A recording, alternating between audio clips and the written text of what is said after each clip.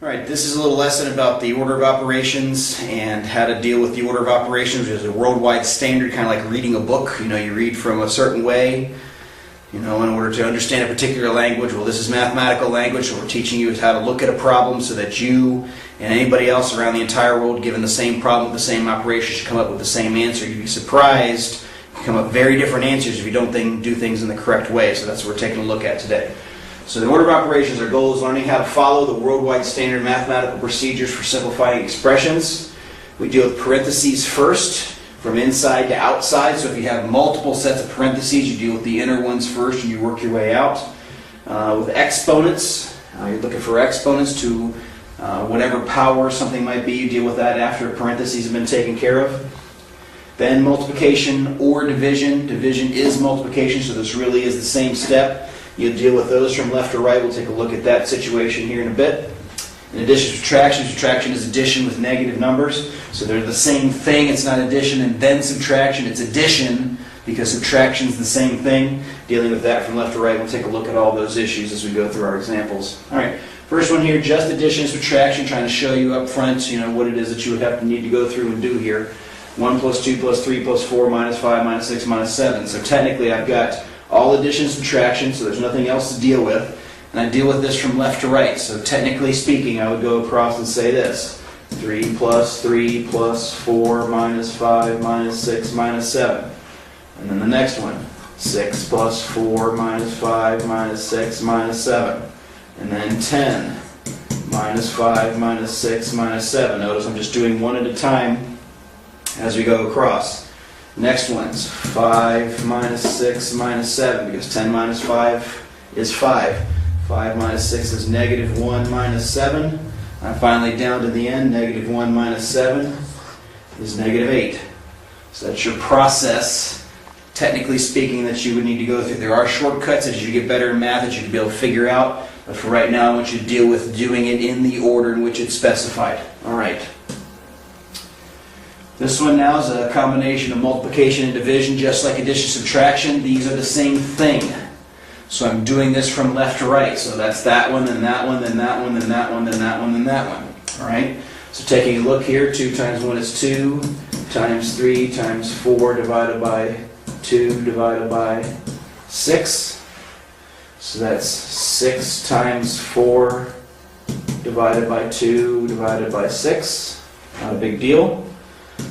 24 divided by 2 divided by 6. Now I'm into my divisions, but if they'd been switched around, I would have been dividing until I get to here, but you'll notice I'm just moving across one at a time. This one and this one and this one and this one. This becomes 12 divided by 6, and that ends up being 2. All right? Now this one, first one we have that's got a combination of things, 3 squared times 8 squared. So exponents come before the multiplication. Don't do the 2 times the 8 or anything crazy like that. You want to make sure that you're getting the exponents taken care of first. It's not left to right in this particular instance and circumstance. It's not left to right. Right? It's the order first. Parentheses don't have any of those. Exponents come next, so those are going to go before that multiplication ever takes place. So this is going to become 9 times 64. I did them both at the same time because this would have just become a 9 times 8 squared, and then I would have to turn that into 64, so it doesn't really matter in that particular case. And then let's see, 64 times 9, 36, 57, 576. All right. Exponents went first, multiplication, and that one came second. All right, now this one's really mixed up a little bit, threw in some parentheses here.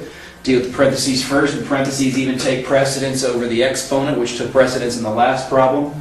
So this becomes 5 plus negative 3 squared. Yes, keep the parentheses on here, because students will forget this and then turn it into a subtraction problem. This should not turn out negative. What the square means is negative 3 times negative 3, which is positive. Negative times negative is positive.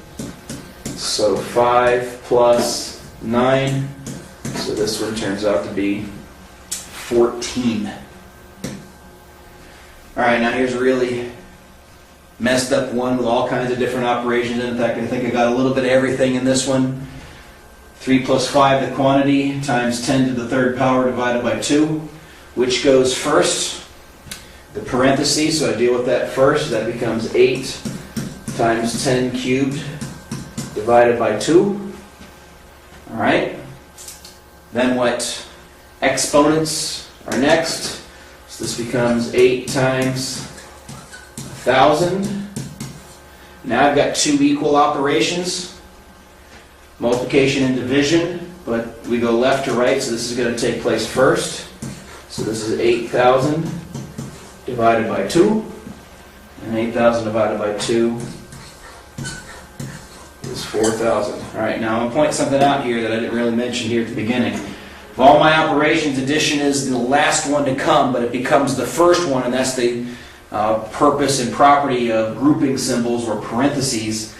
These cause the addition to have to go first, so it ended up beating the exponent, the multiplication and division. That addition did because of the parentheses. All right, last example. This one I wanted to put in several sets of parentheses just so you can see what's going on. I've got addition, multiplication, subtraction, and there's another subtraction. Work the parentheses away as you move in. In fact, the outside parentheses on this particular one's not needed. I didn't put anything here in the back. So this becomes, I'm going to leave them on anyway, 4 plus, this set of parentheses is going to be 12 minus. Now I could just bring this down saying, well, I did this set of parentheses first. Well, the next thing that's going to happen would be that. So sometimes you can shorten things for yourself and realize, well, these are going to need to go on at the same time because they're kind of equal. Once this one's done, the next step will be to do this one, so you can kind of get two steps in the same place. 5 minus 7 is negative 2. Leave that in parentheses. My old friend always told me subtract a negative is slash slash plus a positive, so this becomes 4 plus 12 plus 2.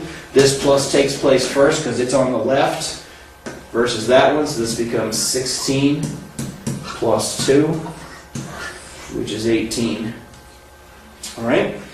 So that's it. That's the universal standard, the way the order of operation goes. This is something you got to practice. This is something you got to get down. This will come back to haunt you if you don't learn how to do it for the rest of your math career. So this is something that's very important for you to be able to work through. You need it at all levels of math from now on. So it's something you need to learn. Take your time, practice it, make sure you get it down, make sure you remember the order in which things go. Until next time, see ya!